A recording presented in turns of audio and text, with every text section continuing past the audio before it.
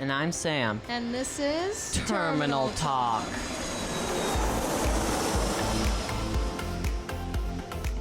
Today we're covering LaGuardia Airport. Okay. And let's segue into our episode. So, I live really close to LaGuardia. It's the airport I usually fly out of. I'm like an hour and a half away from it. Nice.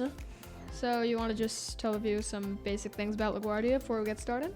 Well, as you probably know, LaGuardia is one of three major airports serving New York City. It's located in northern Queens along the whatever that body of water is. I think it's part of the Long Island Sound.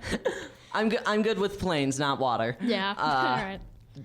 Anyway, so LaGuardia Airport is a regional airport. It doesn't really fly internationally that much. You can fly to like Africa the way you could from JFK or Newark.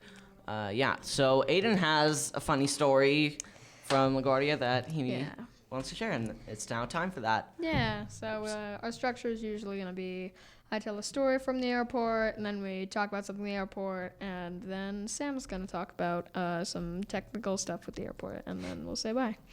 So I'm going to start with a story. This happened about a year ago. I was flying to North Carolina to see my cousins and say hi, and because I go down there to visit family a lot, and I usually fly out of LaGuardia for it. So there's this class. It looks like a bunch of 7th graders, and there's this middle-aged woman who's with them. Who's the teacher. Forgot to say that.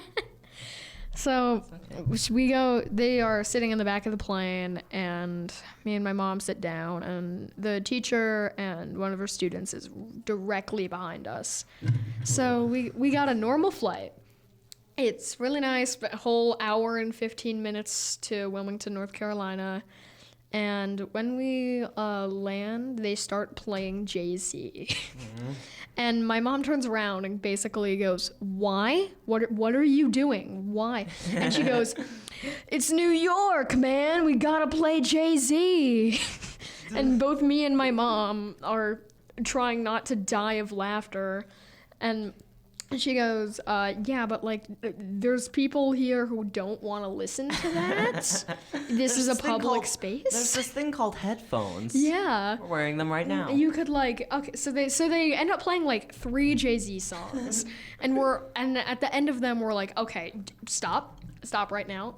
So they do the thing where they clap where the plane lands because of air quotes successful landing. So we go down. And we start getting out, and she continues to play Jay-Z. Oh, boy. And a flight attendant comes and goes, "Hey, excuse me, could I talk to you for a second?" Oh. And I just start laughing my ass off. So they go down, they walk away, and then apparently they talk about something, I don't know.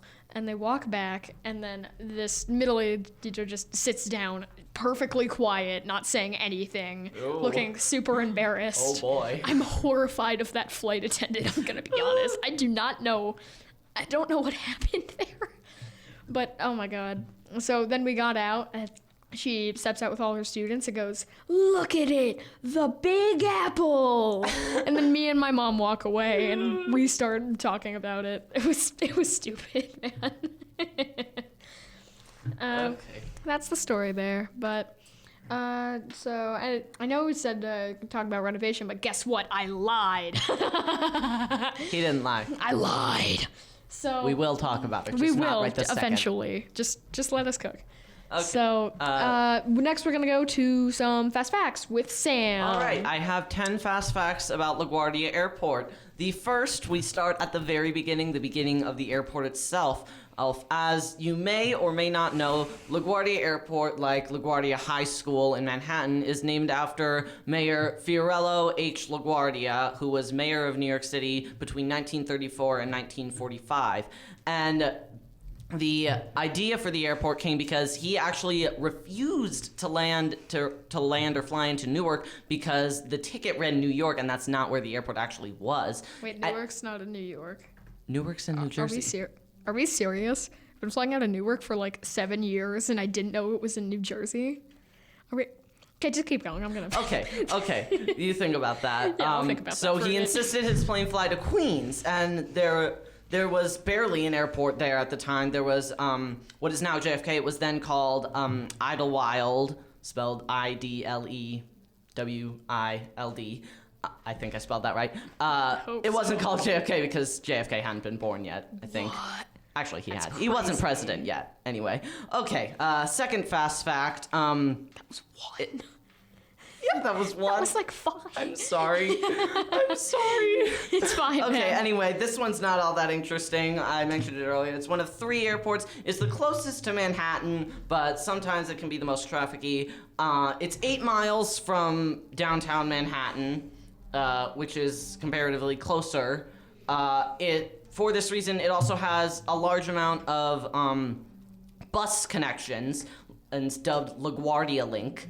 The N66 is one of them. It goes up the RFK Bridge and into Manhattan. There's a few other Queens buses that take you to the subway. Number 3, you may or may not know this, LaGuardia has no customs facilities, so there are no overseas or international flights except to Canada and some Caribbean destinations because a lot of airports in Canada and the Caribbean have U.S. pre-clearance, which is you clear customs before you get on the plane. These facts are not very fast. Okay, sorry. Anyway, this one's interesting. LaGuardia has a perimeter rule.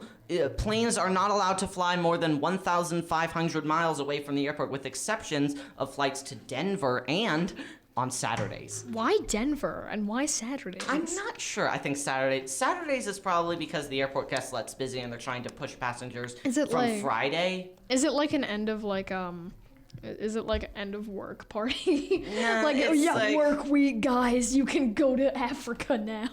Well, I don't think it can handle planes to go to Obviously. Africa. Okay, anyway, We'll do one more. This is subsection. after okay, all. whatever. Don't want it to be Okay, too long.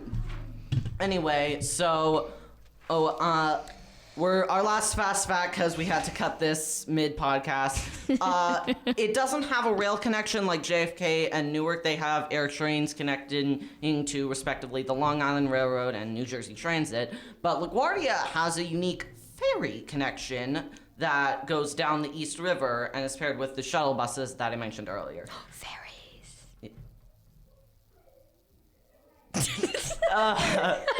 Awkward silence. Okay, anyway, those are our fast facts for today. Now we're going to talk about the Yay. renovation. Yippee. So should I open with this? Yeah, you can open. Okay, so LaGuardia Airport was originally rated as one of the worst airports in America. It was awful. It was smelly and crowded It and sucked. hot. The air conditioning didn't actually work in a lot of terminals. was But then horrible. starting in 2016, it underwent a renovation costing $8 billion. Whoa. Okay. Dang. Okay, and this actually transformed it into the second best airport in America.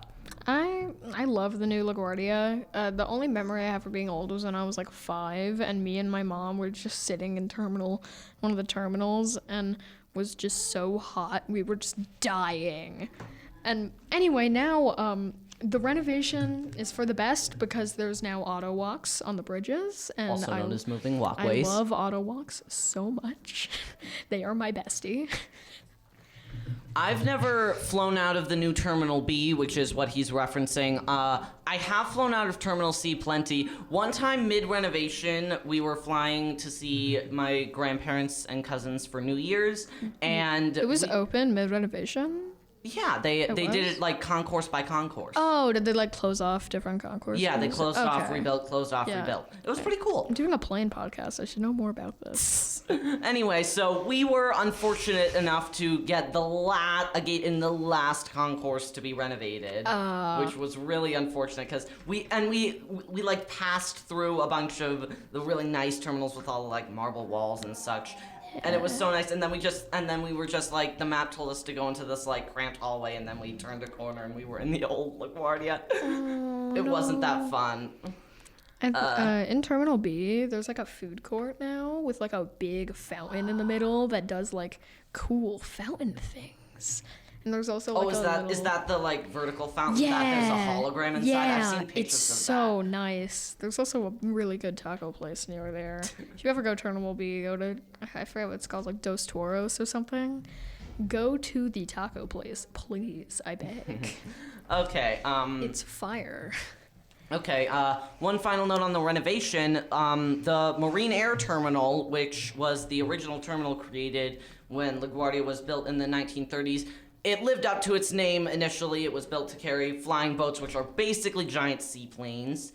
Oh, fun. It's still there. It currently services budget airlines like Frontier and Spirit, although I do believe Frontier may have moved. It's a historic landmark and features some beautiful Art Deco murals that I've seen pictures of. I've never actually flown out of there.